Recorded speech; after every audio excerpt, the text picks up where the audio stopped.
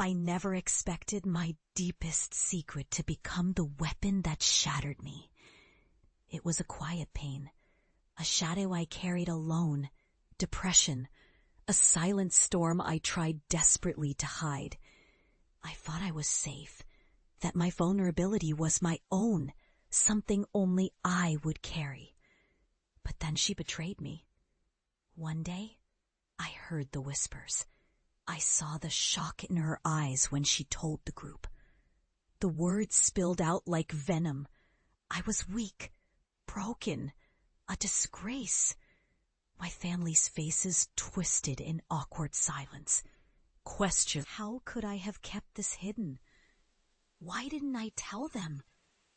That betrayal, the humiliation, cut deeper than any wound. For weeks, I was cast aside, treated like a failure, a burden.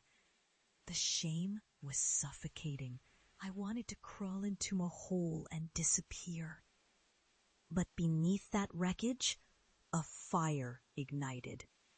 I realized I had two choices. Let their judgment define me, or rise from the ashes and prove my worth on my own terms. I chose the latter. I left that town with a fractured heart, but a fierce resolve. I poured every ounce of pain into understanding myself, into healing. I devoured books, sought therapy, and confronted my darkness head on. But more than that, I decided to turn my suffering into something meaningful. I launched a blog, my voice, raw and unfiltered. I wrote honestly about depression, about the battles I fought daily. I refused to be silenced, refused to let my story be buried beneath shame. It was terrifying at first. Every post felt like exposing a piece of my soul. But slowly, my words resonated. People reached out, sharing their own struggles.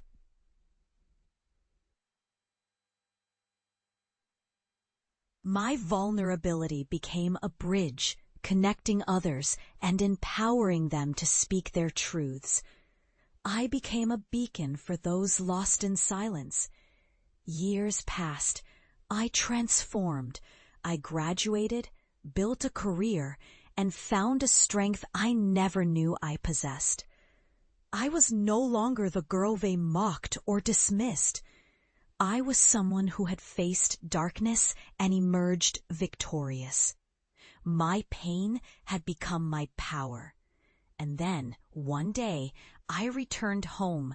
I stood before the very people who had doubted me, who had whispered behind my back. My heart pounded, but my voice was steady. I looked them in the eyes and told my story, the full, unfiltered truth. I spoke of the betrayal, of the shame, but more importantly, I shared my journey of healing, of fighting back against the darkness. They listened in silence, some with uncomfortable eyes, others with respect. I saw in their faces a reflection of my own resilience. I had become unstoppable, not because I was immune to pain, but because I refused to be defined by it. I had turned my vulnerability into my greatest strength. This was my revenge, not in bitterness or anger, but in the power of my transformation. I proved that my narrative was mine alone, an act of defiance against betrayal, a testament to resilience. I am no longer the girl they humiliated. I am the woman who dared to rise, to speak, and to inspire. In the end, my story isn't just about betrayal. It's about reclaiming my voice, my truth, and my power. And no one